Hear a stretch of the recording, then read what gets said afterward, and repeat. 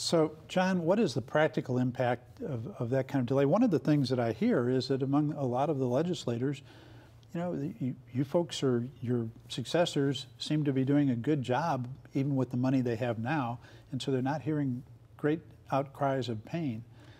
Well, that's not totally true. I mean, we cut $61.4 million in Northside, and we've cut counselors, we've cut specialists, we've cut special ed teachers. I could go on and on with all of the things that we cut in Northside.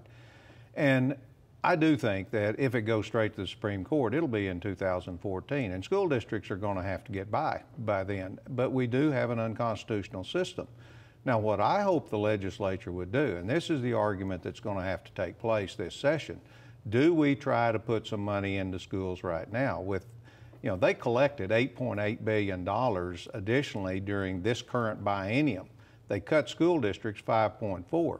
If they just go back and pay for the growth that they didn't pay for, or put some of that money back into the system to tide the system over a little bit until they do have an opportunity to come in and revamp the system if the Supreme Court upholds Judge Dietz's decision. So it's not necessarily a waiting game for the Supreme Court, in my opinion. The legislature has some resources right now and some things that they could do to address the system now. Now, just as a practical matter, when do you have to be deciding, if you're the superintendent, about what your budget is going to be? When do you have to decide about how many teachers you're going to hire and other staff?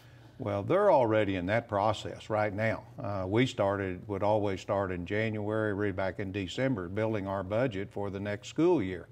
But ultimately, by June, you need to know pretty much what money you have. And in legislative session years, you're always kind of on edge waiting to see what you have. But you do all your budgetary projections, you plan accordingly to those projections, and then you wait and see how much money you have. Well, would it be accurate to say that until the last session, you had a pretty good idea because they had never really seriously cut the amount of per student formula funding?